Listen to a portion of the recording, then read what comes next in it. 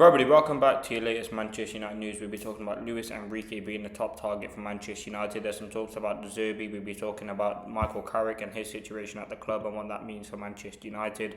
We'll also be talking about some other interesting things as well that's gone on today surrounding Manchester United. So don't forget to leave a like, comment, and let's get into it. So Manchester United, we'll talk about Enrique first because that is kind of the main story that I want to talk about. So Manchester United have Luis Enrique among their top managerial targets and are maintaining regular contact. While he's not expected to stay and sign a new deal, while he's currently expected to stay and sign a new deal, he has not turned down Manchester United. Then this is what's being said. Carrick remains as one of the very top candidates under consideration for the permanent role, though it's not confirmed yet as a definitive answer due to the limited sample size, injury-impacted selections, and occasional questionable showings against sides like Bournemouth. Manchester United haven't contacted any candidates yet.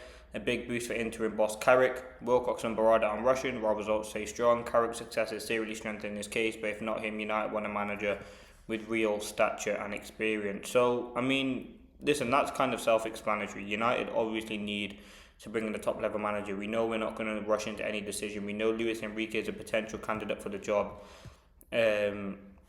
What else has been reported? This is what was being said on De Zerbi. So, De Zerbi could yet emerge as a contender for Manchester United and Liverpool jobs if Slot leaves Anfield, but the Italian is believed to be open to taking over Spurs if the club can secure Premier League status for next season.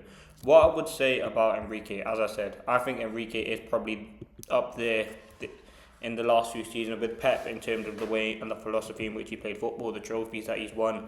And yes, people can talk about, yes, it's the French league, and yes, it's this, yes, it's that. But ultimately, I think we've seen in the higher stages, Champions League football, he's won the Champions League, and deservedly they were the best team in that competition. Now, would he leave PSG to join Manchester United? Apparently there are concerns, and there's no guarantee that he signs a new deal. Obviously, nothing has kind of been confirmed yet. I do certainly think Enrique could potentially be on the move, and if he is, he'd be someone you definitely take at United. He's a top-level manager. He plays a very good brand of football, and I think this squad would be perfectly suited to his system. I think we've got a lot of very good players. I think the team's fantastic. I think we might obviously need to improve a few positions and strengthen the midfield. But I think Enrique would definitely be a top candidate for the role and someone I'd definitely consider Manchester United bringing in as their permanent manager. Now, no decision is going to be made yet, but it's certainly something to talk about. Now, the next thing I want to talk about, concern about Mbeumo and Sesko. Now, Sesko and Mbeumo have both pulled out of their respective international duty. United expect both to be fit in their next game against Leeds in April. Lucky for Manchester United, we have a long time until our next game. It's like 3 weeks to Manchester United's next game against Leeds. So hopefully they'll be able to kind of stay at Carrington, recover, and ultimately be ready for that game. Their two players have been very influential for Manchester United in the past few weeks in terms of getting points, playing good football, and I think they're two very impactful players. And Burma, probably performances haven't been great, but I still think he has a massive impact on this team. So hopefully it's just precautionary and there's nothing to be concerned about there surrounding their injuries. Now, Manchester United set to face competition from West Ham on Andre Santos, the midfielder. Listen, I've watched Santos a few times. I've watched him live once. I think he's a good player. I think he's someone who's got a lot of good talent about him. He's still relatively young. He's learning his trade at Chelsea, being only 21.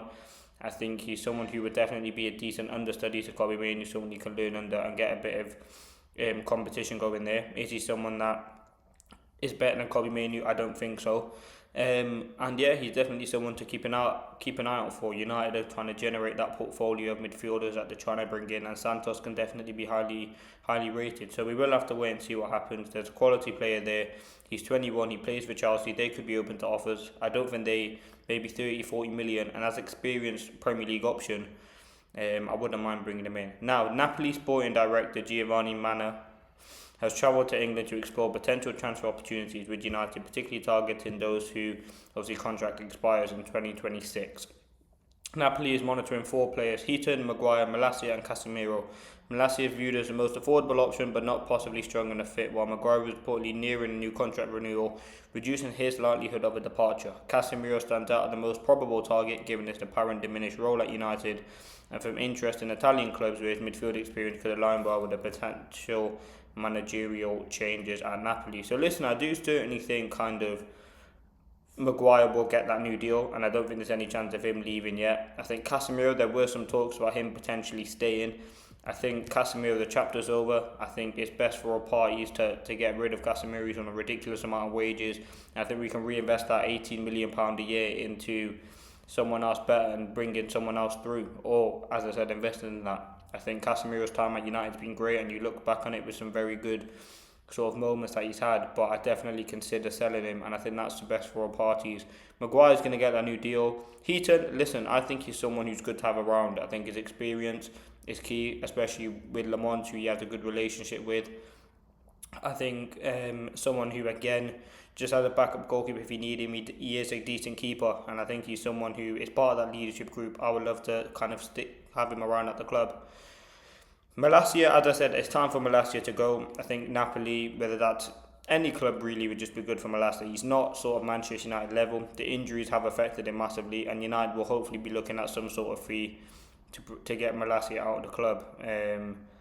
Now, it's 100% decided Sancho will leave United this summer. Borussia Dortmund are in talks, with the manager pushing for a return. Decision still open and with interest. Now, listen, that won't really have too much effect on United. It's just the fact that we won't have to pay Sancho any more money. So yeah, I think that's something that's certainly interested. So yeah, I don't think that's a problem there. Now, lastly, this is what I've just seen in the last hour or so. At the time of summer 2024, the club wanted Amrabat to stay, and Eric Ten Hag was up for that. I think Ugarte was wrapped up in the Lenny Euro deal, as they both share the same agent in George Mendes. So listen, I think that's potentially something that has helped Ugarte to come to the club. I think that was just something definitely interesting to mention. But that has been your latest Manchester United news. And yeah, let me know in the comments.